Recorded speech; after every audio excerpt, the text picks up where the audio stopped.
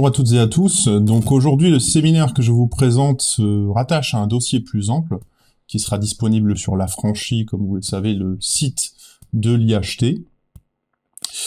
Le titre, vous l'aurez remarqué, Marxisme et Darwinisme.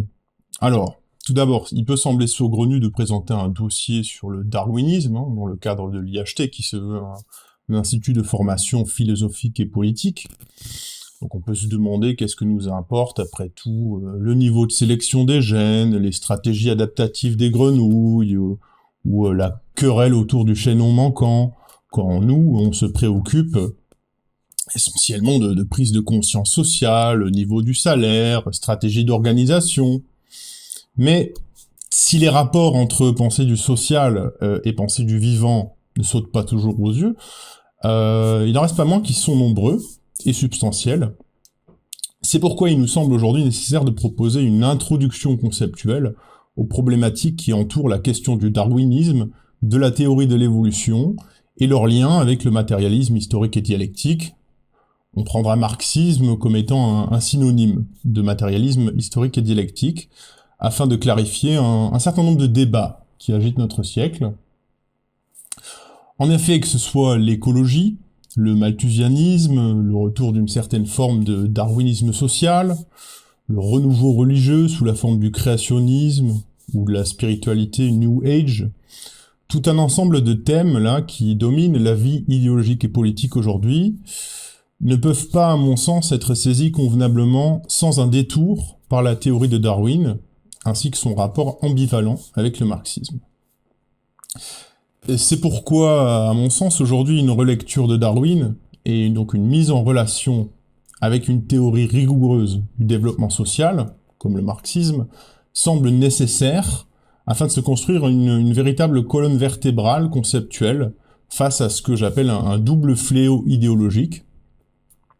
Ainsi, aujourd'hui, d'une part, on va assister à un regain de popularité de ce qu'on pourrait désigner comme un néo-darwinisme social, qui va profiter de l'absence de connaissances du grand public concernant notamment la théorie de l'évolution, afin de faire passer une idéologie qui frise souvent l'eugénisme au nom d'une scientificité plus que douteuse. Donc là, on pourra citer Laurent Alexandre, ce fameux technogourou positiviste, qui n'est que la pointe la plus visible de cet iceberg. Et d'autre part, on a tout un tas de nouvelles idéologies qui mêlent souvent cette spiritualité New Age, un peu de développement personnel, une écologie bien pensante, qui vont véhiculer des images qui semblent opposées, disons, à ce darwinisme social, mais qui véhiculent des images tout aussi fausses sur le monde du vivant, et dont on va tirer des conclusions idéologiques également douteuses. Ici, par exemple, c'est le non-regretté Pierre Rabhi qui peut incarner cette doxa. Donc c'est face à ce que j'appelle cette double imposture intellectuelle qu'il nous appartient de réapproprier la pensée du grand naturaliste anglais et ses articulations avec une pensée cohérente du développement social. J'en profite pour signaler concernant ce dernier versant théorique, donc disons c'est cette écologie bien pensante, un livre salutaire de Guillaume Lecointre et de son épouse, Démystifier le vivant, qui est une sortie récente, où ils vont prendre un par un toutes ces métaphores qui sont utilisées, comme vous savez, la vie secrète des arbres, l'intelligence des plantes, l'harmonie du plancton, et d'un point de vue scientifique rigoureux, montrer que derrière ces bonnes intentions, il y a tout autant de problèmes épistémologiques qu'il y a derrière des darwinistes sociaux, des Laurent Alexandre et des gens qui, de prime abord, nous paraissent moins sympathiques que ces écologistes bien pensants. Mais enfin là, on a tout un champ très vaste, là, puisque, comme vous le savez, le marxisme et le darwinisme sont déjà des domaines assez vastes en tant que tels, et donc là, pour éviter de se perdre dans une névrose de la totalité, on a voulu cerner le sujet, et heureusement, on est tombé sur une brochure qui s'intitule Marxisme et Darwinisme, justement, et qui nous permet de canaliser notre effort de synthèse, puisqu'il va s'agir d'un effort de synthèse plutôt qu'une contribution originale, si vous voulez. Mise à plat des distinctions conceptuelles, donc la sociobiologie, le darwinisme social, l'eugénisme, le créationnisme, le transformisme.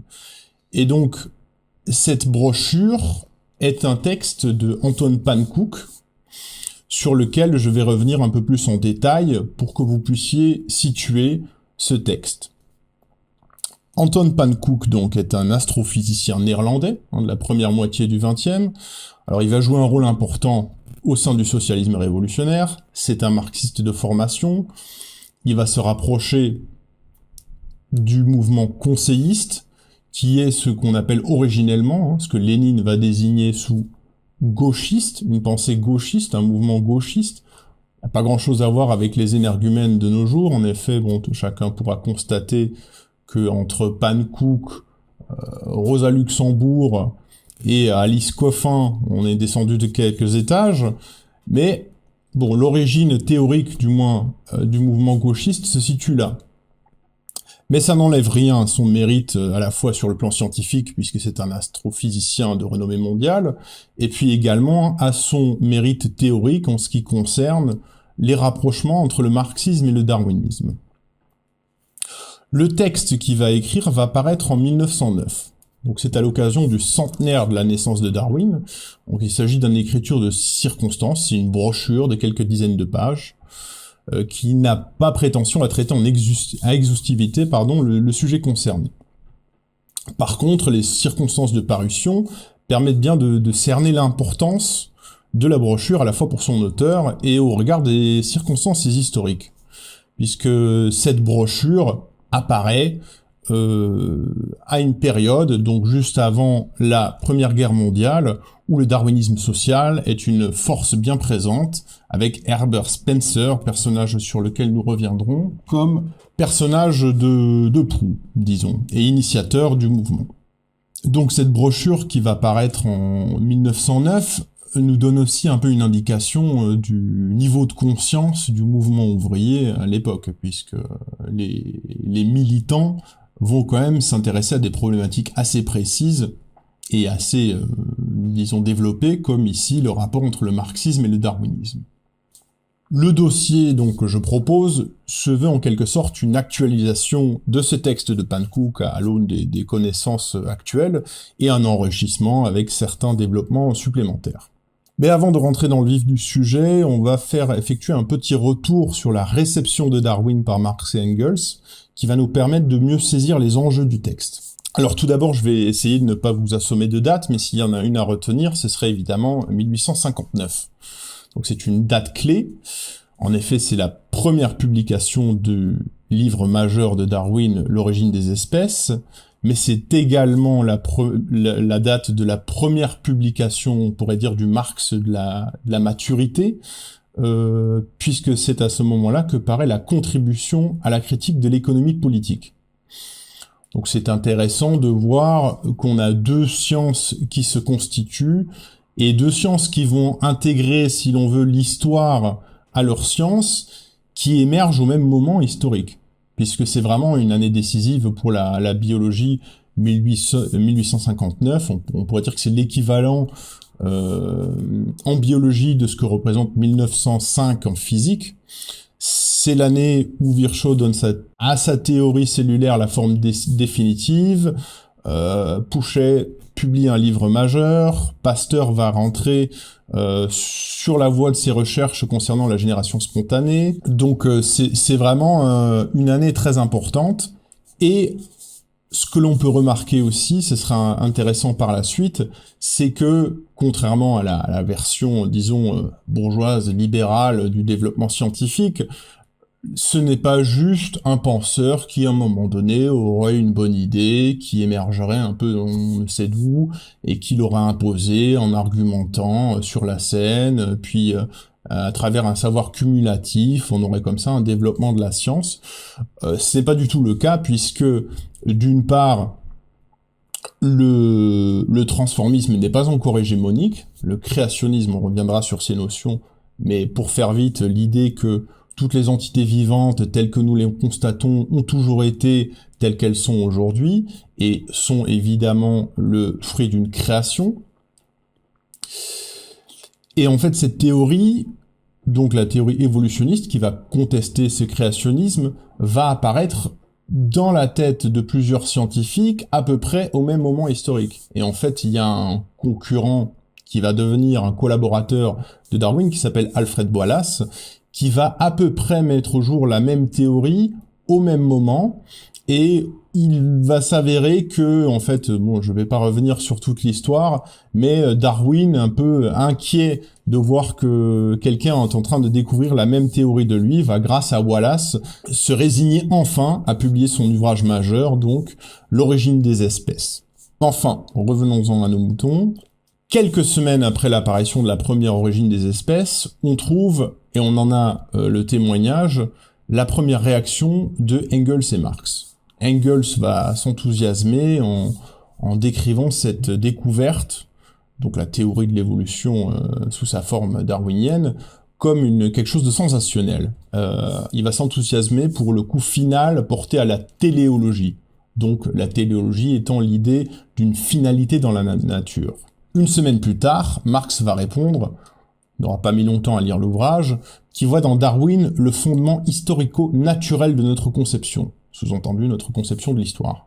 Et elle va déclarer à peine un mois plus tard à la Salle que le livre de Darwin lui convient comme base de la lutte historique des classes.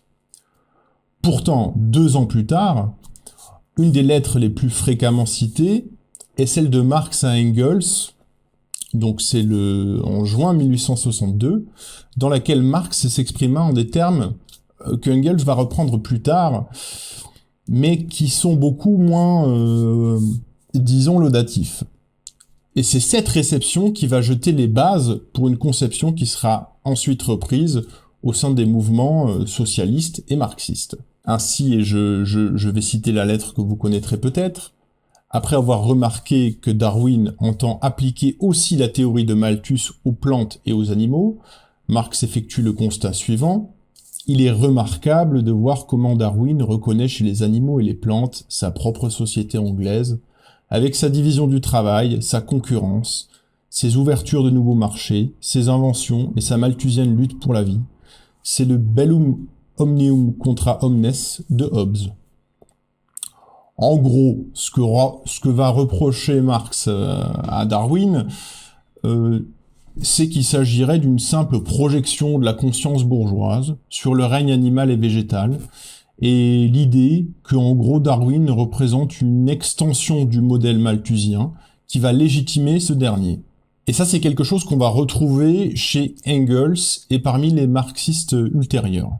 Alors, pour faire un aparté très rapide sur Malthus, puisque c'est important, il s'agit d'un ministre de culte anglican, théoricien des populations. On peut dire que c'est le premier démographe, quelque part, et c'est un peu malheureux parce qu'on le réduit souvent à cela, mais pour me faire comprendre rapidement, il va établir une théorie du développement démographique où il y aura une différence entre une progression géométrique de la population, donc 1, 2, 4, 8, 16, si l'on veut parler autrement, une progression exponentielle de la population, et une progression arithmétique des moyens de subsistance. 1, 2, 3, 4, 5. Ce qui va permettre à Malthus d'expliquer les famines humaines qui sont, à ses yeux, des freins naturels et nécessaires au développement de la population. Et donc, afin d'éviter celle-ci et endiguer la pauvreté, Malthus va prôner une restriction volontaire de la procréation chez les pauvres. Donc on pourrait dire que c'est un démographe réactionnaire, dont le modèle statistique, ça il faut le souligner, a effectivement été utilisé par Darwin pour élaborer sa théorie de la sélection naturelle, mais Darwin, tout en légitimant la pertinence de ce modèle statistique dans le règne naturel, le nie dans son application à la société humaine. En ce sens, Darwin est donc un anti-malthusien. Et on peut renvoyer à Patrick Thor, qui, via de nombreuses études, a clarifié ce point. Revenons-en à Marx, qui vont donc malheureusement avec Engels, malgré leur enthousiasme initial, avoir tendance à confondre et amalgamer les thèses de Darwin et de Malthus. Mais on peut tout de même saluer que si Marx et Engels ont pu se fourvoyer donc avec cet amalgame Darwin-Malthus, ils se sont pas trompés de cible avec le dernier, puisqu'en effet les thèses démographiques réactionnaires de Malthus vont avoir un bel avenir et feront même l'objet d'un certain regain d'intérêt depuis quelques décennies. Ensuite, on a toute une partie de l'écologisme réactionnaire, de tendance, disons, positiviste, qui va de Dennis Meadows, ce fameux auteur du rapport du Club de Rome, à Pablo Servigne, notre champion démographe réactionnaire français, qui s'inscrit dans cet héritage. Je m'arrête quand même 2 secondes sur Pablo Servigne, puisque Servigne cumule les deux tares, puisqu'il réussit la prouesse de se revendiquer de Malthus sans l'avoir lu.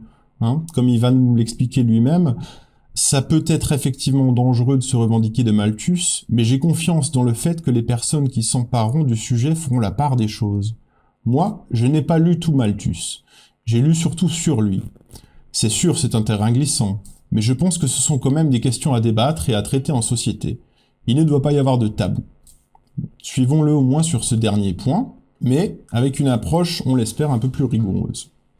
Et c'est pourquoi on va en venir à notre prochaine partie en se demandant ce qui a pu provoquer donc cette diminution dans l'enthousiasme spontané et partagé qu'avaient Marx et Engels à leur première lecture de Darwin, pour laisser place à une prise en compte de la théorie de l'évolution chez eux avec un grain de sel, comme dirait Engels. Comment expliquer par la suite les tentatives de Marx qui va chercher des fondements pour une théorie du développement naturel chez d'autres auteurs qui sont sensiblement moins scientifiques, comme Trémaux. Alors là, une hypothèse personnelle, c'est que le relais pris par ce qu'on va appeler les darwinistes sociaux dans l'application de la théorie darwinienne à l'homme, qui va se faire au détriment du darwinisme, avant que ne le fera Darwin lui-même, n'ait pas été anodin à cet égard. Donc on va se demander, à travers l'explication de Pankouk, si le devenir immédiat du darwinisme social, comme force matérielle au service de la bourgeoisie, n'a pas conduit Marx et Engels à effectuer un choix de liquidation idéologique de Darwin, au nom des intérêts idéologiques du prolétariat dans la lutte des classes, quand bien même les théories scientifiques de Marx et de Darwin ne seraient pas forcément incompatibles, bien au contraire.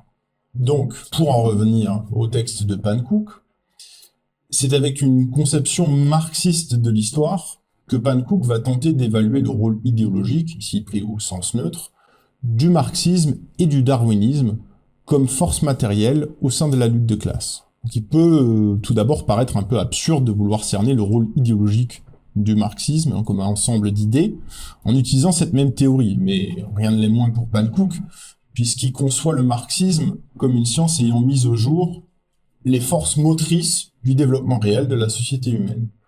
Au sein de cette société, comme chacun le sait, évoluent des classes qui sont en position de domination ou de subordination, qui jouent un rôle dans le processus de production et qui tentent de légitimer idéologiquement le processus de production existant quand elles sont dominantes, alors que l'autre classe tente de s'y opposer quand elle est dominée.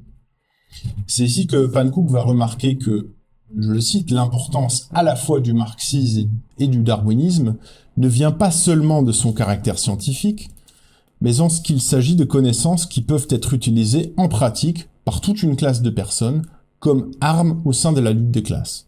Et là, Pankouk va prendre le contre-exemple de la science physique newtonienne, qui n'a été prise en considération à ses débuts que par un milieu de scientifiques très restreint, et qui joue ainsi un rôle, en fait, il va jouer un rôle au sein du processus de production, mais seulement dans le sens le plus large, comme spécialité d'un groupe d'hommes instruits qui va développer ensuite tout un tas de choses au sein de l'industrie. Je fais encore une petite parenthèse, puisque ça ne veut pas dire que l'évolution de la physique, par exemple, se situe de facto complètement en dehors de la lutte des classes. Il suffirait de rappeler les épisodes tumultueux du XVIIe siècle, par exemple, quand Giordano Bruno et Galilée venaient ébranler une vision du monde millénaire qui était liée à une classe alors dominante.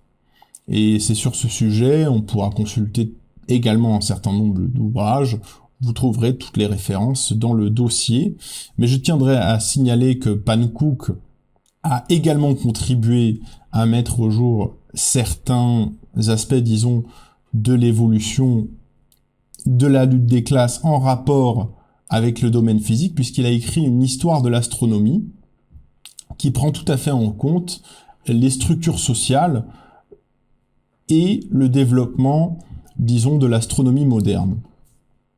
Malheureusement, l'ouvrage n'a pas été traduit, il se trouve uniquement en anglais. Mais enfin, j'en reviens donc à l'importance du darwinisme au sein du développement social, et on peut dire que la théorie de Darwin a joué un rôle particulier par rapport à d'autres découvertes scientifiques, en ce qu'elle, même si elle n'a pas été élaborée évidemment par Darwin consciemment afin de jouer un rôle dans la lutte des classes, Darwin était bien éloigné de ces problématiques, elle a immédiatement investi ce terrain à travers des usages, des réappropriations et des rejets massifs de la part de grands groupes de personnes, malgré le bagage théorique conséquent qu'avait élaboré Darwin à travers ses voyages, à travers sa documentation. C'est là une preuve pour Pankouk qu'elle occupe de fait une place de choix dans l'affrontement entre les classes et dès son apparition. Au début, Pankouk remarque que le darwinisme a été utilisé comme une arme dans la lutte des classes par la bourgeoisie, afin justement de combattre les restes idéologiques du monde de production féodal, puisque celui-ci reposait schématiquement sur une légitimation d'ordre religieux. La théorie darwinienne permettrait ainsi de remettre en cause la légitimité des classes féodales, et notamment celle de la noblesse et du clergé, puisque les deux sont fondés en principe sur l'enseignement religieux et le droit divin, donc sur la Genèse. Je cite Pankouk, c'était donc pour défendre ses propres intérêts que la bourgeoisie se trouvait dans l'obligation de ruiner le caractère sacré de cette tradition et la vérité de la religion. La science de la nature était son arme, la science était opposée à la croyance, et l'homme la nature, nouvellement découverte, à la révélation. Donc en ce sens, on peut dire que le darwinisme est tombé à pic pour une partie de la bourgeoisie, au sein d'une époque où le créationnisme était encore très répandu. Une doctrine qui venait de contredire les textes bibliques était du pain béni pour la classe bourgeoise. Pankouk va également évoquer la situation particulière de l'Angleterre, où ce combat a été moins virulent, de par le compromis historique entre l'Église et la bourgeoisie, même s'il s'agit là de choses qu'on pourrait nuancer. Néanmoins en Allemagne, comme valeur apportée et que la Darwin, où la bourgeoisie avait encore toute sa lutte à mener contre l'absolutisme et contre la domination de ce qu'on appelle les Junkers, dans de telles circonstances, nous dit Pankouk, le combat scientifique se livrait avec la passion d'une lutte des classes. Les écrits qui parurent pour ou contre le darwinisme possédaient donc un caractère de polémique sociale, malgré le fait qu'ils aient porté le nom d'auteurs scientifiques. On voit là que on est bien loin d'une simple querelle d'idées ou de théories. Pankouk, et c'est là que c'est intéressant, c'est là qu'on voit la dialecticité de son développement, note un reflux de cet usage souvent massif et polémique du darwinisme à partir des années 1870, notamment en Allemagne. En effet, avec le développement matériel de la société, ainsi que le développement de la conscience de classe prolétarienne, la classe travailleuse venait progressivement se placer dans la ligne de mire du combat idéologique bourgeois à la place des classes aristocratiques, qui étaient en train de perdre la bataille. Et donc les attaques envers la religion avaient moins de besoin d'être. Et Pankouk va même noter un renversement dans l'attitude de la classe dominante, la bourgeoisie ici, à la fin du 19e siècle vis-à-vis du darwinisme scientifique. Et c'est là, à mon avis, un des aspects les plus prémonitoires du texte de Pankouk. En effet, avec le développement et la structuration du mouvement ouvrier, les tendances réactionnaires de la bourgeoisie vont s'amplifier. Et là, je cite in extenso Pankouk, « L'intérêt de la science comme arme révolutionnaire dans la lutte des classes, manifesté auparavant, avait entièrement disparu, tandis que la tendance réactionnaire chrétienne, qui voulait que le peuple conservât sa religion, se manifestait d'une manière toujours plus puissante et brutale. Avec le besoin de science, l'appréciation de la science changeait également.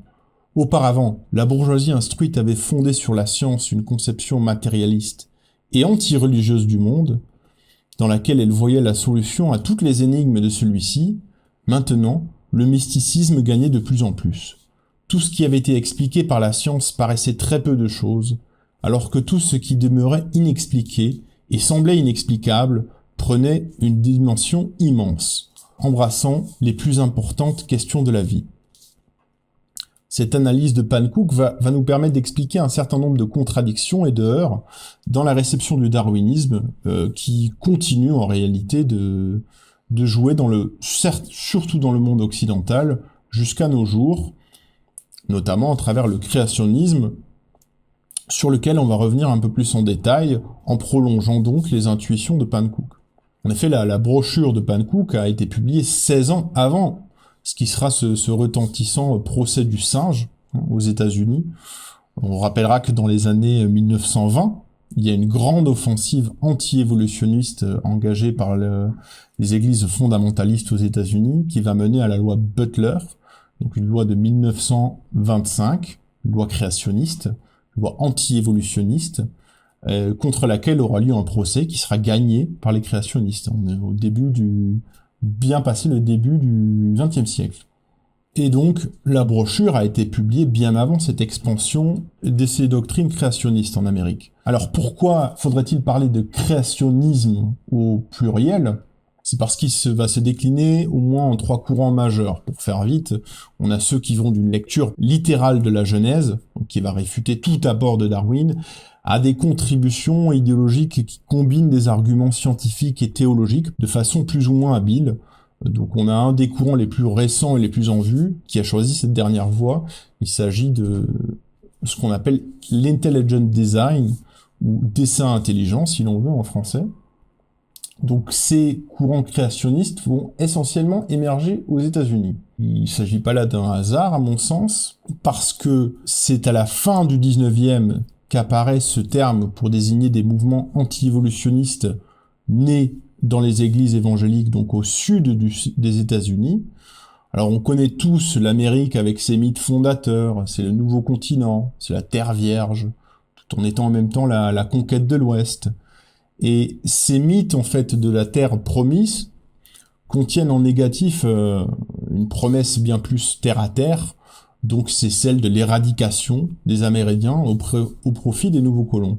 Alors il s'agit pas du tout ici de pousser à la repentance le peuple états-unien, mais de comprendre que la négation de l'histoire aux États-Unis est indissociable du contenu nié, et que le rapport avec le créationnisme peut paraître fortuit, si ce n'est que l'introduction de l'histoire aux États-Unis doit être niée, y compris au sein du monde naturel. En ce sens, les mouvements créationnistes vont pas se tromper de cible, puisque le darwinisme contient effectivement, on peut dire en germe épistémologique, une compréhension du monde qui dépasse justement, et c'est notre thèse, le cadre confiné du monde biologique. On peut renvoyer ici à un ouvrage de Dominique Lecourt, vous trouverez tout ça dans le dossier également, L'Amérique entre la Bible et Darwin, très instructif, qui va ouvrir justement son ouvrage sur la citation suivante. De leur pays, les citoyens des États-Unis ont coutume de dire que c'est l'Amérique. Ils ne craignent pas d'annexer ainsi tout un continent à leur gloire ou à leur turpitude. Avide de certitude, le peuple américain, pour se forger l'image d'une nation, a confié à la géographie ce qui revenait à l'histoire. Est-ce parce que la seconde était trop brève à ses yeux qu'il a ainsi dilaté la première ? L'histoire, donc. Trop brève ou trop barbare, quoi qu'il en soit, on peut garder à l'esprit les raisons d'être et l'origine de ces créationnismes quand on va parler de sa diffusion contemporaine.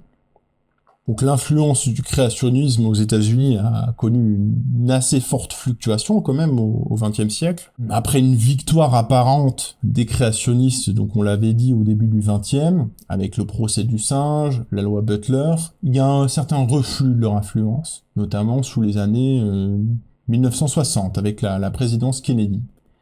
Et c'est dans les années 1980, sous Reagan, que s'accélère la diffusion d'un créationnisme qui se veut scientifique, donc qui va brouiller les pistes entre science et religion.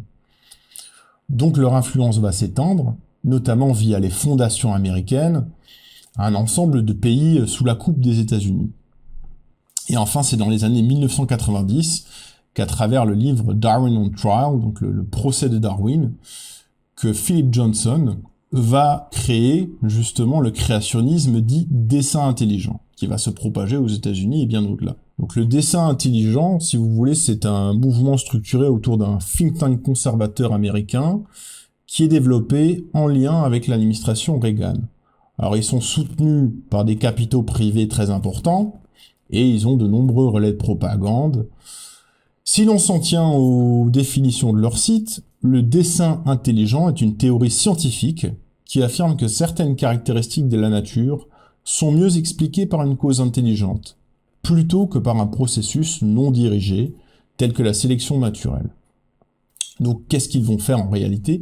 Ils vont réintroduire une conception finaliste du monde naturel, celle que la théorie de Darwin avait justement permis d'écarter, ce qu'avait d'ailleurs très bien noté Marx et Engels dans l'extrait de la lettre qu'on avait citée. Et en réalité, ce dessin intelligent propose une remise au goût du jour de la théologie naturelle de William Paley, qui est un théologien britannique, donc un prêtre anglican du XVIIIe siècle, qui avait justement servi à former le jeune Charles Darwin quand celui-ci faisait des études de théologie à Cambridge.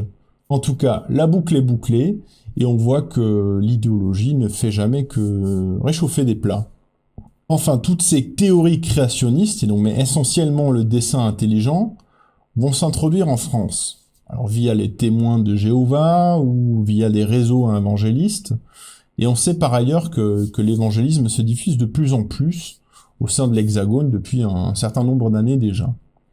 Il y a une autre plateforme, c'est bon à noter, pour la diffusion des idées créationnistes, qui est l'Université interdisciplinaire de Paris, qui développe des interprétations spiritualistes de diverses théories scientifiques, ainsi qu'un évolutionnisme qu'ils disent compatible avec la foi religieuse. Néanmoins, on a encore une fois là un financement opaque qui viendrait du monde de l'entreprise, ils nous le disent, ainsi que de la fameuse John Templeton Foundation, qui est un centre de fondamentalisme protestant. Donc il y a tout de même de quoi éveiller quelques soupçons. S'ajoute à ça, en France, une autre dynamique qui est celle du créationnisme musulman. Alors il faut d'abord constater que la théorie de l'évolution est particulièrement mal acceptée dans les pays où la religion musulmane a un poids politique conséquent. À savoir en quelle mesure c'est précisément là le facteur religieux qui est prépondérant, plutôt que le niveau d'éducation par exemple, ça nécessiterait une étude plus détaillée. Néanmoins le constat reste le même, et c'est essentiellement en Turquie, en réaction à la laïcisation d'Atatürk, que va se former une doctrine anti-évolutionniste. Alors on va revenir rapidement sur cette histoire, puisque c'est en 1970, par un prédicateur turc appelé Gülen, que va se développer un créationnisme, et il va inspirer un mouvement de plusieurs millions de fidèles, donc c'est un mouvement conséquent. Lui va ouvertement associer le darwinisme au communisme, en utilisant les arguments classiques des créationnistes. Donc il va instrumentaliser Darwin, qui va combattre comme étant un avatar des communautés qui considèrent non turcs et pour lesquelles ils affichent ouvertement leur racisme. Alors il s'agit des Kurdes, des Arméniens, des Juifs, des marxistes. Et aujourd'hui, c'est une toile économique aux ramifications véritablement internationales, estimée à au moins 25 milliards de dollars, qui a des nombreux journaux, des chaînes de télévision, un site. Et donc la doctrine créationniste est pour eux un marqueur idéologique au sein de la lutte politique. On va retrouver des variantes de ce créationnisme au plus près du pouvoir turc dans les années 1980. Et encore une fois, le lien avec le programme politique est clair. Ainsi, je vais citer Adem Tati, professeur de biologie créationniste, c'est possible, qui vend la mèche, en fait, dans son rapport pour l'éducation nationale, turque donc. Je cite, « La civilisation occidentale a tourné le dos à Dieu et aux vérités universelles. Parmi les hypothèses démoniaques vers lesquelles cette civilisation fondamentalement dévoyée a poussé l'humanité, figurent le darwinisme et la théorie de l'évolution. Le darwinisme et le marxisme sont deux fausses religions nées au XIXe siècle. » Et on comprend alors que dans les années 1980, on se souvient le contexte de guerre froide relancée, tout ce qui peut aider à combattre une politique progressiste est bon à prendre pour les États-Unis. Par exemple, la Turquie, qui est membre de l'OTAN, qui bénéficie d'une position stratégique, est considérée avec bienveillance.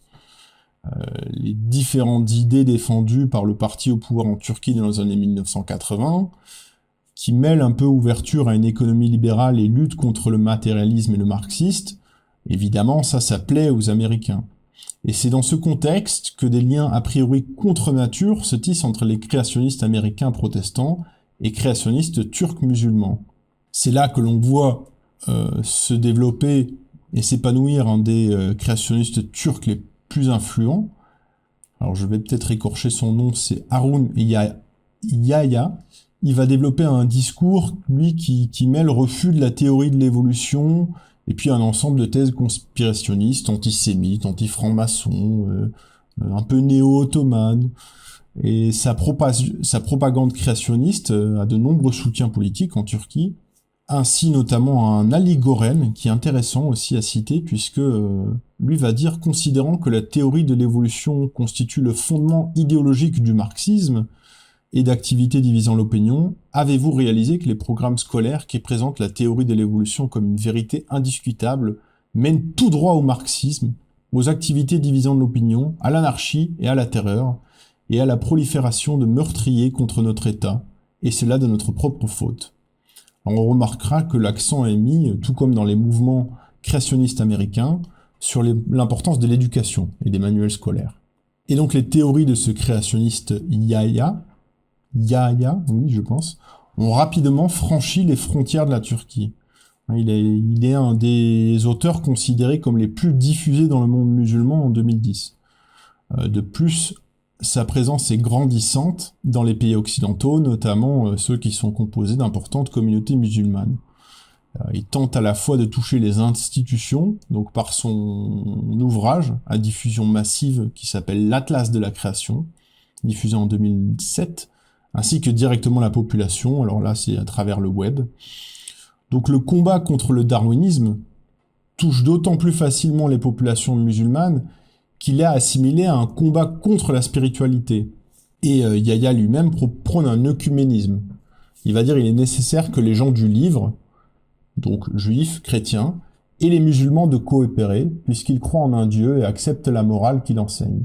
Les disciples de ces trois religions doivent exposer au monde l'erreur du darwinisme, qui n'a aucune base scientifique, mais qui est toujours préservée au nom de la philosophie matérialiste.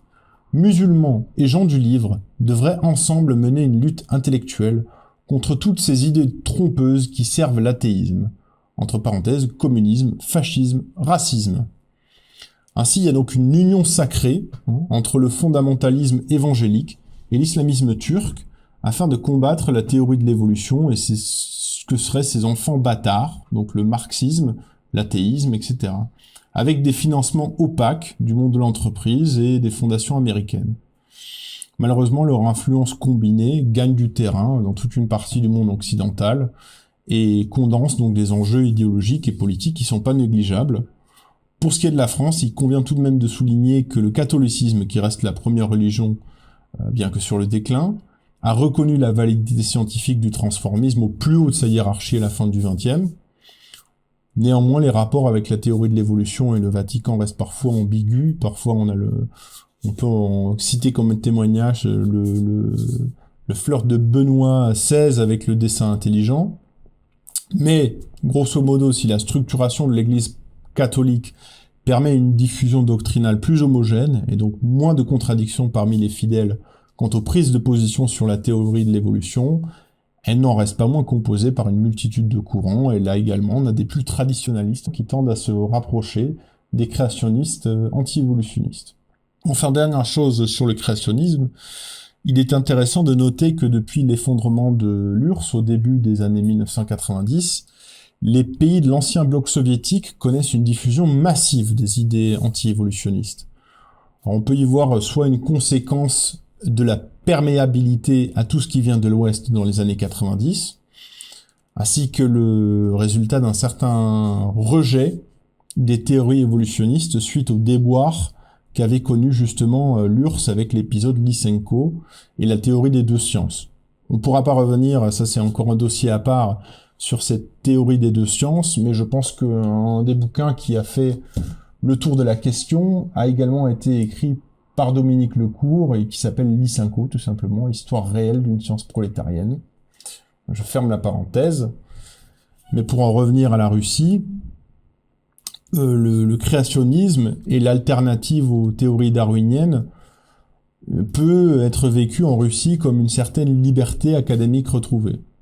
Par ailleurs, la Russie est quand même très touchée par ce phénomène puisqu'on a jusqu'à la moitié de la population qui souhaiterait l'enseignement au moins parallèle du créationnisme et de la théorie de l'évolution. Effectivement, ici on a une certaine complicité également du pouvoir orthodoxe russe, hein, qui dans sa lutte contre la laïcité est directement impliqué là-dedans. Donc, on va reprendre après cette parenthèse, où on voit quand même que l'intuition de Pankouk va avoir de lourdes conséquences. En revenir au fil de son texte, donc je récapitule, le darwinisme qui avait fait office d'instrument au service de la bourgeoisie du 19e pour dissiper l'idéologie religieuse de l'aristocratie, mais une fois l'aristocratie déchue, la bourgeoisie au pouvoir mettrait en même temps en pleine lumière les forces progressistes de demain, le prolétariat donc, que la bourgeoisie aurait affronté de son tour. Et encore une fois, l'autorité de Darwin s'est avérée, alors souvent contre le souhait de Darwin lui-même, une arme puissante, là, dans le combat idéologique. Évidemment, non sans des modifications et des transpositions. Et la querelle de la bourgeoisie autour du darwinisme montre bien toutes les difficultés que représente l'usage idéologique d'une théorie scientifique. Et c'est pourquoi on va examiner plus en détail le développement et les grands adversaires de Pankouk. Donc cette utilisation bourgeoise de Darwin n'a rien d'évident à la base. Pankouk lui-même va rappeler l'accueil enthousiaste de Marx et Engels par rapport à Darwin. Comme nous l'avions dit, la bourgeoisie n'a pas hésité à se servir de la légitimité scientifique du darwinisme à l'encontre du prolétariat, en même temps qu'elle s'en servait pour dissiper l'idéologie de l'Ancien Régime. Donc là, les contradictions idéologiques qui émergent dans le discours de la bourgeoisie peuvent être perçues comme un signe de cette lutte sur deux fronts que mène cette bourgeoisie.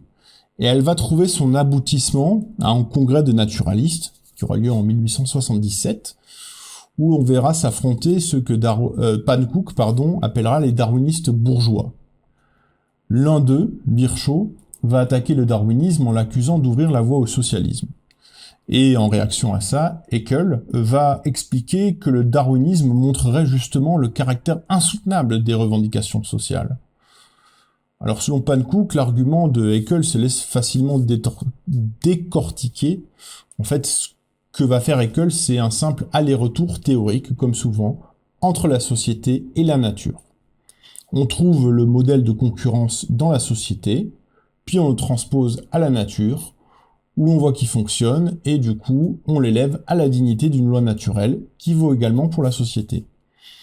C'est pourquoi Pankouk va prendre Haeckel comme un auteur caractéristique de l'usage du darwinisme social contre le prolétariat, et va détailler sa démarche. Pour Haeckel, donc, le darwinisme apporte l'explication scientifique de l'inégalité, et rejette ainsi le socialisme, puisque le socialisme, lui, partirait du principe de l'égalité naturelle entre les hommes, et donc le socialisme voudrait ainsi abolir la concurrence, alors que le darwinisme nous enseignerait que la lutte est inévitable pour le développement des espèces. D'ailleurs non seulement inévitable, mais même utile et bénéfique, dira Haeckel. La lutte pour l'existence s'accompagne ainsi du triomphe des meilleurs. Pankouk va faire remarquer qu'il y a déjà ici un décalage par rapport au vocabulaire darwinien. Darwin lui-même a dit que les survivants de la lutte entre espèces, qu'ils étaient les mieux adaptés aux circonstances. Et non pas que s'il s'agissait des meilleurs. Celui qui va affirmer en premier que les survivants ne sont pas seulement les mieux adaptés, mais de ce fait-là les meilleurs, n'est autre que Herbert Spencer. Encore lui.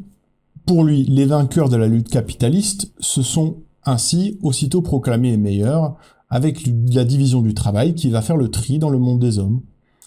Pankouk va rappeler que Spencer avait déjà propagé des idées qu'il qualifie comme théorie de l'individualisme bourgeois, avant de tenter de les légitimer plus tard à travers la doctrine darwinienne. Pankouk va résumer la doctrine de Spencer en ce que, chez Spencer, la lutte pour l'existence sert à l'épuration de la race. c'est l'effet bénéfique de la lutte, au cours de laquelle chacun remporte un succès plus ou moins grand, en vertu de ses efforts et de sa nature. Dès que cette compétition s'arrête, la dégénérescence pour Spencer va s'en suivre. Cet effet bénéfique est observable chez les animaux sauvages, nous dit Spencer, qui respirent tous la bonne santé. À l'inverse, si la faiblesse se mettrait à dominer chez les hommes et les animaux domestiques, c'est parce qu'ils sont maintenus en vie artificiellement. Et donc la conclusion de Spencer est la suivante: si le socialisme veut abolir la lutte pour l'existence au sein du monde humain, ceci engendrera nécessairement une dégénérescence physique et mentale toujours croissante. Alors face à cette doctrine spencerienne, Pankouk va opposer une critique sur plusieurs plans à ces théories qu'il considère comme l'expression d'une ignorance manifeste de ce que sont à la fois le socialisme et le capitalisme.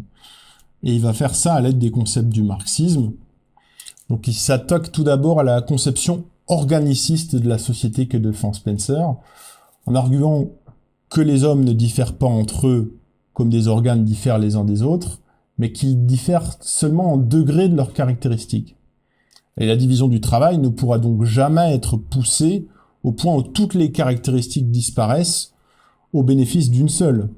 De plus, pour Pankouk, la division efficace du travail ne disparaît pas avec le socialisme, mais devient justement possible grâce au socialisme. Les différences entre les êtres humains ne disparaîtraient pas sous le socialisme. Seule la différence entre travailleurs exploités. Et Pankouk va ajouter, et je pense que c'est là son argument le plus décisif, qu'au sein du capitalisme, justement, la victoire ne dépend pas de la perfection personnelle du combattant, entre guillemets. Alors, certes, le talent, le sens des affaires, ils vont jouer un rôle dans le monde petit bourgeois.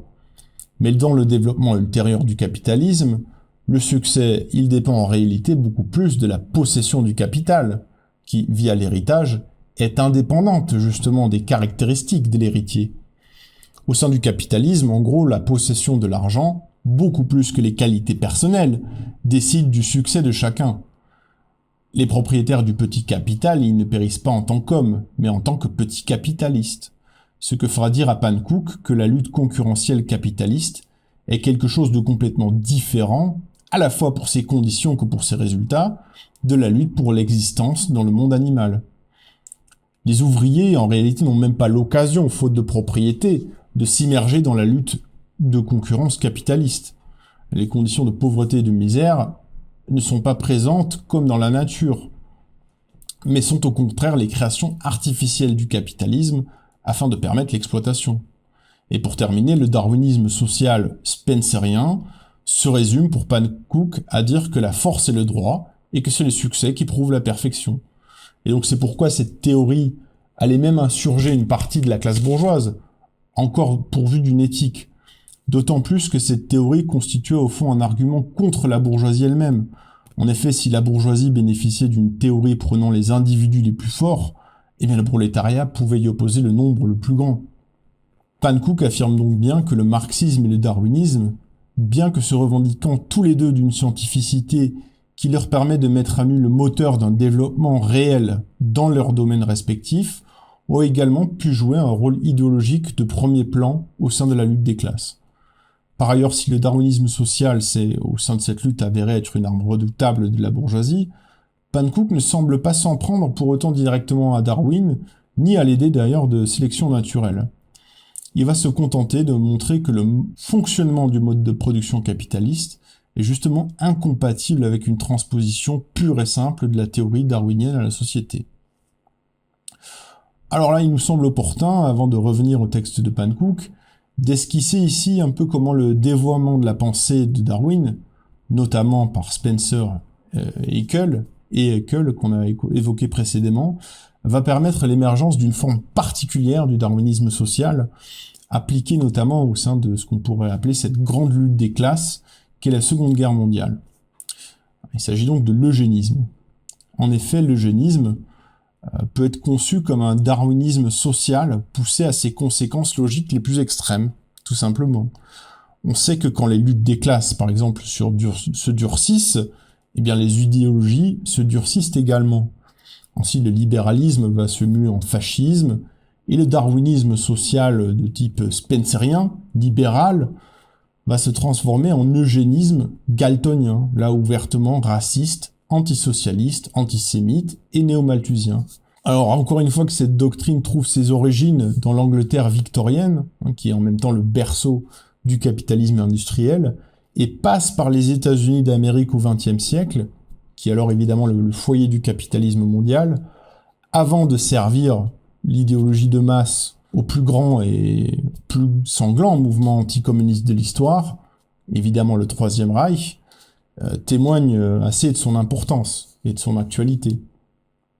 Et donc c'est encore une fois pour mettre en exergue la pertinence de l'argumentation et des préoccupations de Pankow qu'on va retracer ici l'histoire que lui ne pouvait pas encore tout à fait connaître, évidemment, au moment où il rédigeait sa brochure. Revenons sur l'histoire rapidement de l'eugénisme. Donc c'est bien au sein de l'Angleterre du 19e que va se développer le premier darwinisme social libéral, avant même, c'est intéressant, que Darwin finisse de mettre au point sa théorie, sous l'impulsion des Herbert Spencer, qu'on a déjà évoqué. Spencer qui est en réalité bien plus un disciple de Malthus que de Darwin, auquel il va seulement reprendre la notion de sélection naturelle. Mais on va pas ici rentrer dans les détails et les contradictions internes du système de philosophie synthétique qu'a élaboré Spencer. Si jamais Patrick Thor a consacré un petit ouvrage dans la collection Que sais-je, spécifiquement à l'auteur. Également, le dossier sera plus détaillé. On va se borner à constater que l'hyperlibéralisme et que l'hyperindividualisme de Spencer, évidemment qui vont de pair avec un anti-étatisme, un antisocialisme, étaient présents dans sa doctrine avant même qu'il tente de la prouver à travers des analogies avec la théorie de l'évolution et le mécanisme de sélection naturelle. Mais c'est néanmoins l'usage et évidemment le détournement du principe de la théorie sélective qui va permettre à Spencer de soutenir la nécessité de politiques libérales, notamment l'absence de toute assistance aux pauvres, afin que la société du laisser-faire permette l'élimination des moins aptes. On pense à notre Laurent Alexandre. Étant libéral anti-étatiste, Spencer il va se borner cependant à cette injonction et va se garder de prôner un eugénisme planifié. Donc là, c'est l'intervention active des institutions afin d'améliorer la qualité de la population ou de la race. C'est ainsi qu'il peut en même temps condamner l'esclavage, Spencer, puisqu'il s'agit là d'une oppression étatique, et combattre toute amélioration de la condition ouvrière, qui s'apparente pourtant à un esclavage industriel au moment où écrit Spencer. Donc si on peut dire que si le credo idéologique du libéralisme classique est le darwinisme social de type spencerien, il est facile de voir qu'on se situe là sur une pente glissante qui peut à tout moment basculer d'une doctrine non interventionniste, donc au nom du laisser-faire, à une participation active. C'est-à-dire là, on va avoir une relance d'une sélection artificielle efficace afin d'améliorer, prétendument améliorer, la qualité des nouveau-nés, puisque eugénisme veut dire littéralement bien né. L'exemple le plus connu, qu'on a tous en tête, c'est évidemment l'Allemagne nazie, avec les stérilisations forcées, son élimination à l'échelle industrielle des populations jugées dégénérées, puisque la doctrine nazie repose explicitement sur un eugénisme de type galtonien. On peut lire sur ça les nombreuses études de Johann Chapoutot. Pourtant, et là c'est intéressant, j'en reviens à un ouvrage récent de Patrick Thor, on peut noter qu'il ne s'agit pas de la seule émergence historique de l'eugénisme, ni même de son apparition originelle. En effet, je vais me permettre de citer Patrick Thor, la distinction entre les deux doctrines, donc d'un côté le darwinisme social de Spencer, de l'autre l'eugénisme de Galton, qui avant même d'être nommés ont cohabité dans l'Angleterre victorienne, à partir du milieu des années 1860, est régulièrement aboli par l'histoire. Les États-Unis ont montré que le darwinisme social s'achève en eugénisme et que le libéralisme porté jusqu'à ses conséquences ultimes fabrique à son gré, là où les intérêts le commandent, le totalitarisme et la guerre. C'est parce que le darwinisme social, aux yeux de certains, n'a pas fonctionné, que l'eugénisme, c'est-à-dire donc la sélection artificielle appliquée aux membres de la société, leur est apparu comme l'ultime recours pour restaurer la puissance et les capacités de la race.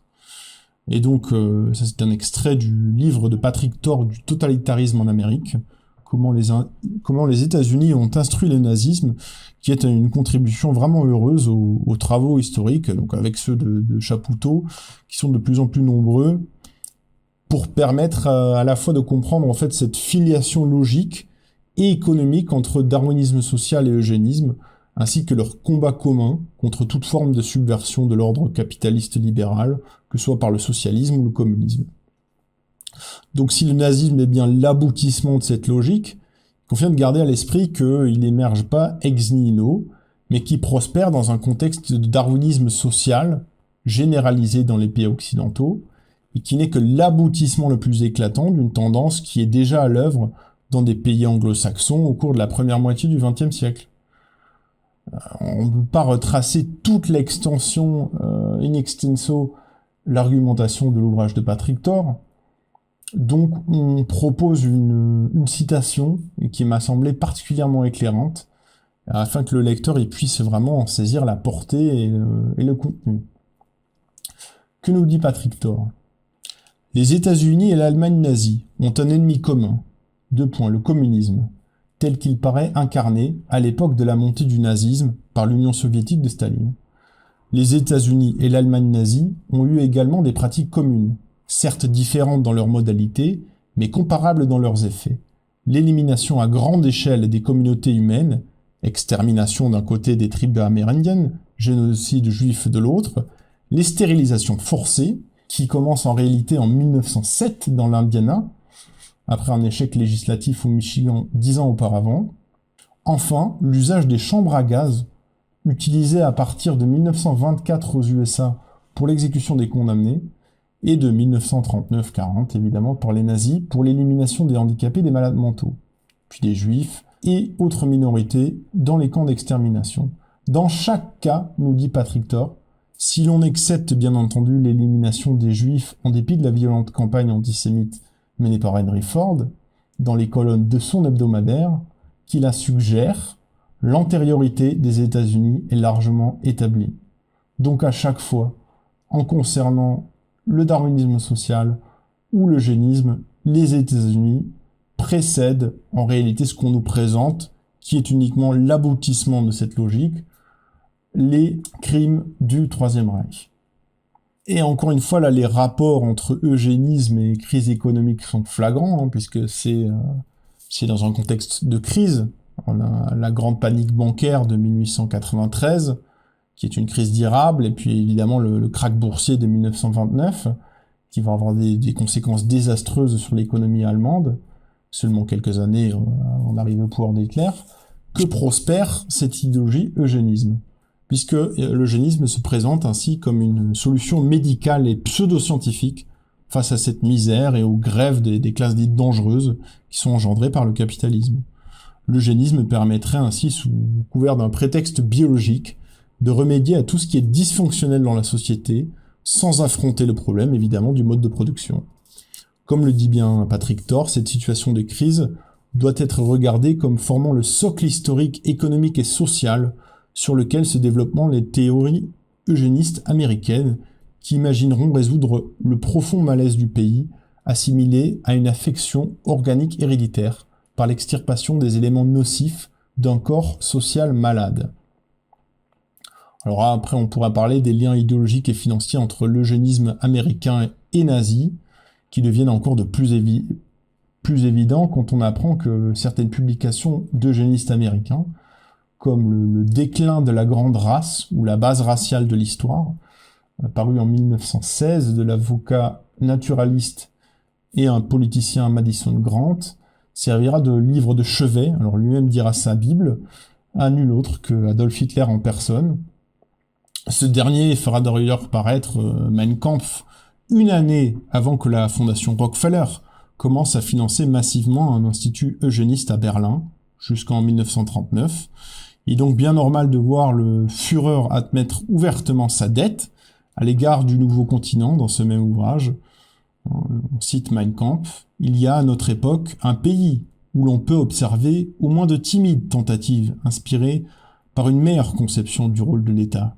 Ce n'est pas, naturellement, notre République allemande modèle. Ce sont les États-Unis d'Amérique, qui s'efforcent d'obéir, du moins en partie, au Conseil de la raison. Dixit Hitler. Cet enthousiasme, donc de la part d'Hitler pour le programme eugénique des États-Unis, est d'ailleurs largement partagé par les médecins et les psychiatres allemands, qui réclament en masse l'application du modèle d'eugénisme stérilisateur américain. Ainsi donc, les liens économiques et idéologiques entre les États-Unis de la première moitié du XXe et l'Allemagne nazie sont tellement nombreux qu'on ne pourrait pas les détailler ici. On peut évoquer tout simplement, puisque c'est quand même croustillant, en 1937, le président de la société informatique américaine, bien connue IBM, recevra sur l'ordre personnel du Führer la Grande Croix de l'Aigle allemand. Alors on connaît aujourd'hui la précieuse contribution de l'entreprise américaine au recensement, à l'identification et au regroupement de la population juive sous le Troisième Reich. En retour, on comprend bien que les USA ont voulu accueillir après-guerre Ernst Rudin, généticien suisse naturalisé allemand, donc un des principaux prescripteurs de l'opération T4 d'extermination des malades mentaux et de la solution finale, afin qu'il puisse y finir paisiblement ses jours en Floride jusqu'en 1952. Fermeture de la parenthèse. À l'aune de cette filiation, donc en sachant que toute l'architecture de la biologie anglo-saxonne, dans son réductionnisme, est programmée déjà dans le système synthétique de Spencer, on peut parler rapidement de la résurgence de la sociobiologie dans le champ des sciences humaines à partir des années 1970, qui prend un tout autre sens. De même, on a nombreuses similitudes entre le dogme néolibéral et son culte de la concurrence, qui rappelle par bien des points le darwinisme social classique. Et donc, à mon sens, c'est par là que Darwin et son œuvre peuvent constituer aujourd'hui une arme intellectuelle contre tous ces détournements sur lesquels on n'aura pas le temps de revenir en détail, mais que le dossier aborde beaucoup plus, davantage. On va terminer par un rapide aperçu, mais encore une fois, je vous renvoie au dossier bien plus détaillé, sur la question épistémologique et l'unité de méthode. On arrive au cœur de la brochure de Pankow, entre le marxisme et le darwinisme. Après avoir montré donc comment s'inscrivent à la fois le créationnisme et le darwinisme et tous les dérivés idéologiques au sein de la lutte idéologique, Pankow va insister sur les parallèles et la complémentarité des méthodes respectives de Darwin et de Marx.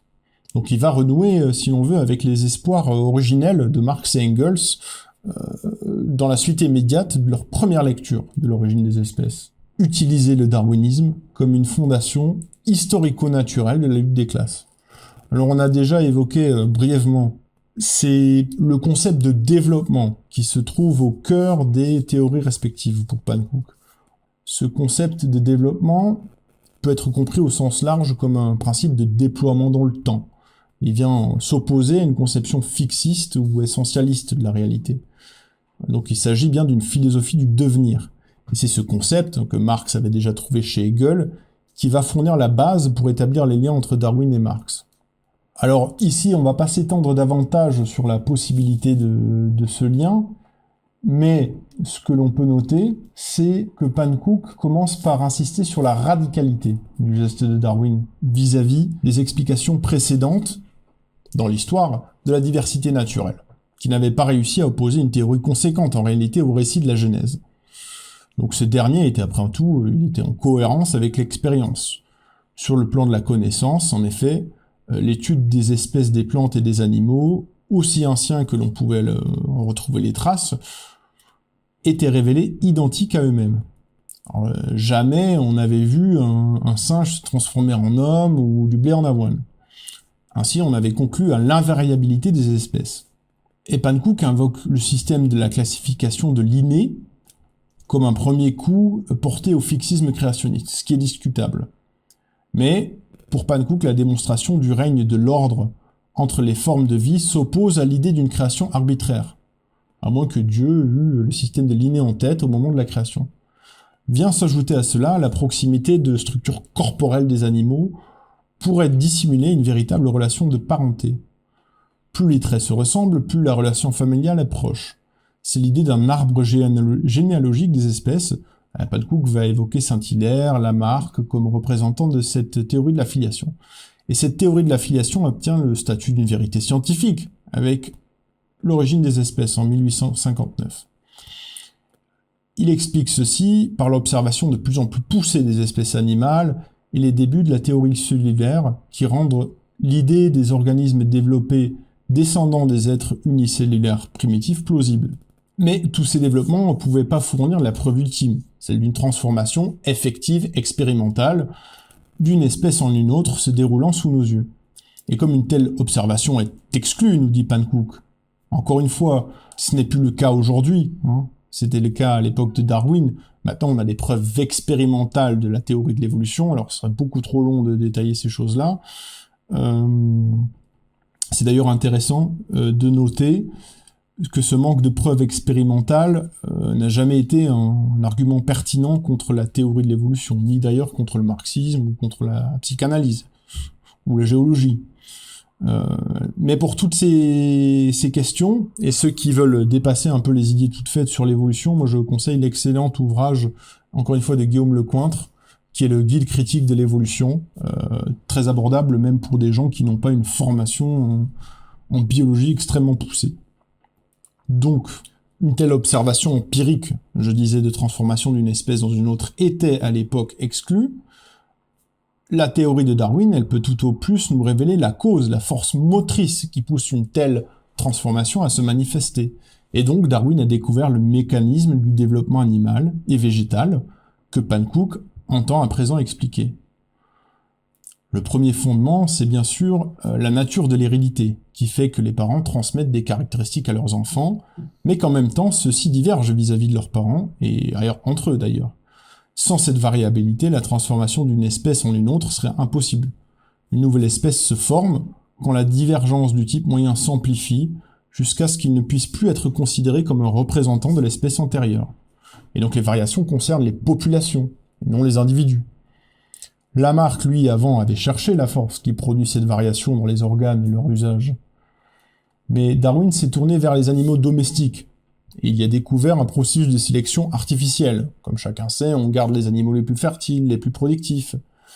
Les hommes ont ainsi produit un grand nombre de races qui sont sélectionnées artificiellement. Par contre, dans la nature, il n'est pas question d'une telle volonté. Et donc la force qui s'opère dans la nature, ainsi que Darwin l'a découverte, est l'existence, la lutte pour l'existence, struggle for life. Donc même si Pancook ne va pas partager tous les reproches que Marx et Engels feront à Darwin, malheureusement, il affirme tout de même à ce stade que Darwin y trouve le modèle de la concurrence capitaliste. Et il va s'appuyer aussi sur le fait qu'il n'a pas tant découvert cette lutte par ses propres observations qu'à travers la lecture de Malthus, ce que Darwin va admettre lui-même dans son autobiographie. Ce modèle permet ainsi à Darwin de conclure que si tous les êtres organiques ne peuvent arriver à l'âge adulte, puisque on se rappelle de cette progression géométrique, on se trouverait submergé par des lapins par exemple, il doit y avoir une concurrence entre les différents individus pour la survie. Et ceux qui l'emportent dans ce processus de sélection sont les plus aptes à survivre, c'est-à-dire à trouver de la nourriture, échapper aux prédateurs, etc. Ce sont ceux qui sont les mieux adaptés aux conditions existantes. Les plus forts survivront, la lutte pour l'existence engendre ainsi une sélection naturelle, dira Pancook. La nature effectue alors elle-même la sélection via la variation des conditions d'existence. Darwin explique à la fois la filiation commune des animaux et l'efficacité de tout ce qui existe dans la nature. Alors on avait déjà résumé la conception que Pancook avait du marxisme, et on peut désormais voir ce qui semble unir sur le plan théorique les deux doctrines selon lui. Tous les deux ont découvert un mécanisme de développement. Darwin a découvert la sélection naturelle ayant lieu dans le monde organique, et Marx le développement des forces productives dans le monde social. Mais reste alors une question, c'est comment ces deux s'articulent dans cet être à la fois organique et social qu'est l'homme. Et c'est là où je vais au-delà du texte de Pancook, très rapidement, avec l'évocation de plus en détail du théoricien qui a permis de, en tout cas, nous mettre sur la voie pour résoudre cette question, et qui est Patrick Thor, avec son effet réversible de l'évolution. Donc Pancook, lui, nous a permis d'expliciter un certain nombre d'articulations entre le marxisme et le darwinisme. Donc la haute volée théorique de la brochure, qui était destinée à la base aux ouvriers, nous permet vraiment de prendre en compte le niveau de formation au sein du mouvement ouvrier germanique au début du XXe. Néanmoins, il y a une partie, notamment vers la fin du développement de Pankow, qui n'échappe pas au manque d'exactitude philologique qui caractéristique l'époque aussi, que ce soit d'ailleurs concernant les textes de Darwin ou de Marx. Et de même, la conclusion peut nous sembler aujourd'hui quelque peu eschatologique et messianique. C'est le grand rôle de la classe ouvrière qui est assez caractéristique de la Seconde Internationale. On retrouve également le développement par bonde qualitative d'une humanité qui se retrouvera unifiée par un mécanisme implacable, jusque la seule lutte qui persiste soit celle pour le développement de la richesse commune. Bon, ça laisse légèrement songeur de nos jours. Bon, il faut dire à la décharge de Pankow que le terrain de recherche qu'il investit au début du XXe, donc les rapports entre le marxisme et le darwinisme, est quasiment vierge. Et avec les moyens dont il dispose, il parvient néanmoins à une articulation qui est honorable et qui peut encore et nous a servi de départ. Et donc c'est pas un hasard si le texte de Pankow avait été publié sous la responsabilité de Patrick Thorpe, justement, fondateur de l'Institut Charles Darwin International. C'est une des raisons aussi de la publication de dossier qu'on retrouve malheureusement plus l'ouvrage de Pankow sous la version éditée par Patrick Thorpe, à moins de l'acheter à des prix exorbitants sur des sites d'occasion. Donc c'est pourquoi on s'est proposé d'initier à une partie de ces découvertes. Revenons-en à Thorpe, il faut d'abord souligner que ce que Thorpe désigne, ce qui est sa trouvaille majeure, par effet réversif de l'évolution, ce n'est en aucun cas une création théorique, disons, du chercheur français. En fait, il s'agit, Patrick Thorpe a retrouvé une dynamique présente dans l'œuvre même de Darwin, que Patrick Thorpe va remettre sur le devant de la scène dans les années 1980, à travers son ouvrage « La pensée hiérarchique et l'évolution ». Et cette redécouverte, elle est salutaire pour au moins deux raisons fondamentales. Tout d'abord pour une meilleure compréhension de la pensée de Charles Darwin lui-même, que l'on résume trop souvent à son ouvrage de 1859, dans lequel pourtant il s'abstient lui-même de développer les conséquences de sa théorie de la sélection naturelle pour la compréhension de l'évolution humaine. Et c'est d'ailleurs là que de nombreux penseurs, et Spencer en premier lieu, vont prétendre faire le travail à sa place, alors même que Darwin va déduire lui-même les conséquences de sa théorie de l'évolution en ce qui concerne la jeunesse de l'être humain dans un ouvrage publié 10 ans plus tard. Donc après son silence anthropologique dans l'ouvrage dit de la filiation de l'homme en 1871. Et donc c'est cette relecture, la relecture par Patrick Thorpe de ce second ouvrage majeur de Darwin, la filiation de l'homme, qui va permettre d'avoir une vision complète du darwinisme, y compris de son application à la société humaine. Et l'effet réversif de l'évolution mis au jour par Patrick Thorpe permet de répondre avec acuité à un certain nombre de problématiques, également en ce qui concerne l'articulation nature-culture et cette résurgence de la sociobiologie dans les années 1880. Donc si vous voulez une exposition détaillée de l'effet réversif, on peut renvoyer au petit ouvrage de 2008 que Patrick Thorpe a intitulé « L'effet Darwin, sélection naturelle et naissance de la civilisation », sur lequel on s'est appuyé nous-mêmes pour établir le dossier, et dont on va présenter rapidement les thèses en guise de conclusion. Donc d'abord, la phrase essentielle que va utiliser Patrick Thorpe, qui vient de Darwin, est la suivante. Donc je cite Charles Darwin dans La filiation de l'homme. Si importante qu'ait été, et soit encore, la lutte pour l'existence, cependant, en ce qui concerne la partie la plus élevée de la nature de l'homme, il y a d'autres facteurs plus importants, car les qualités morales progressent directement ou indirectement, beaucoup plus grâce aux effets de l'habitude, aux capacités de raisonnement à l'instruction, à la religion, etc., que grâce à la sélection naturelle. Et ce, bien que l'on puisse attribuer en toute assurance à ces derniers facteurs les instincts sociaux qui ont fourni la base du développement du sens moral. Donc, c'est dans cette phrase que Patrick Thorpe va trouver la base de ce qu'il appellera l'effet réversif, donc, qui est pour lui une conception clé de l'anthropologie darwinienne. Il faut distinguer de l'anthropologie évolutionniste. L'effet réversif de l'évolution, c'est ce qui permet de penser chez Darwin le passage entre ce qu'on nommera par commodité la sphère de la nature, donc régie par la stricte loi de la sélection, et l'état d'une société civilisée, à l'intérieur de laquelle se généralisent et s'institutionnalise des conduites qui s'opposent justement au libre jeu de cette loi de sélection.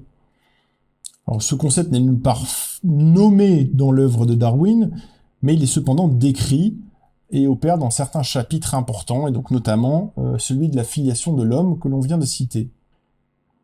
Et cet effet résulte d'un paradoxe, selon Thor, identifié par Darwin au cours de son essai d'extension à l'homme de la théorie de la filiation et son effort pour penser le devenir social et moral de l'humanité, justement comme un effet du développement particulier de l'application antérieure universelle de la loi sélective à la sphère du vivant.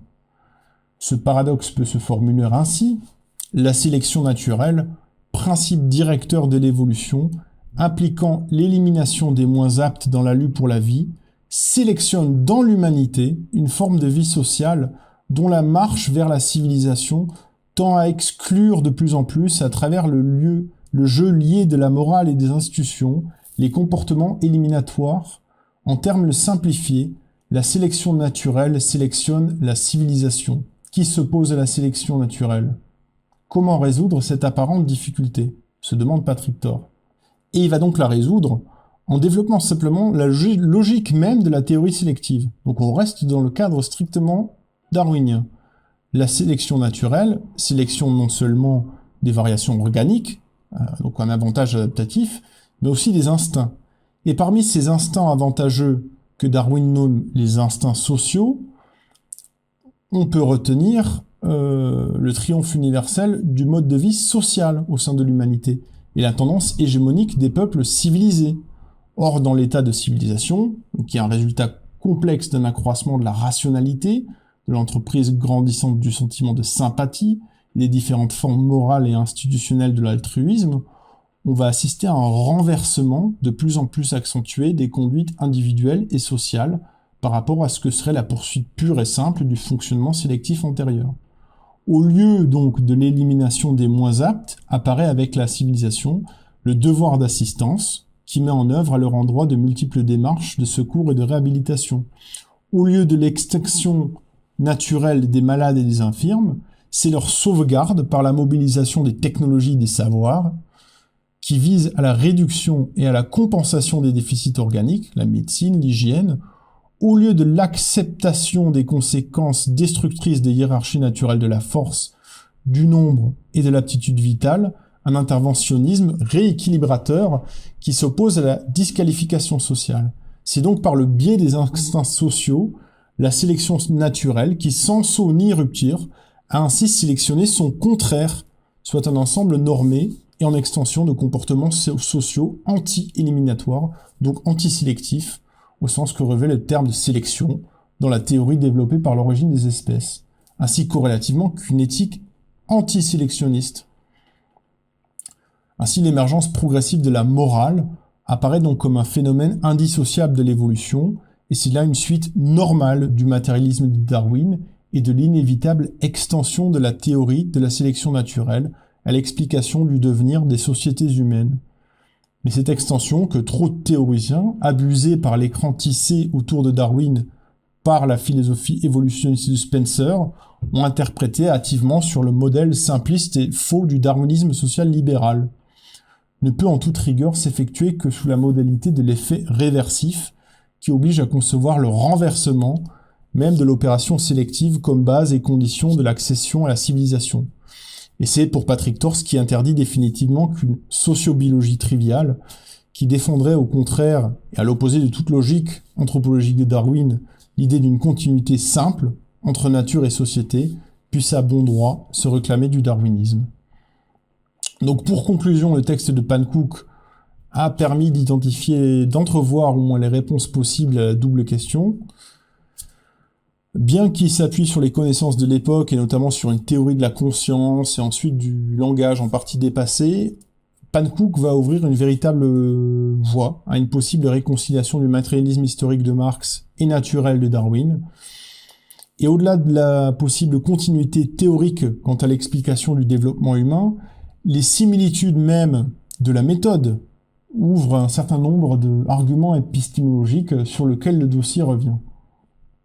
Le darwinisme et le marxisme procèdent en effet tous les deux par l'établissement d'un cadre théorique qui doit se passer de l'expérience falsifiable, mais qui est plutôt une explication systématique d'un ensemble de faits historiques ou naturels.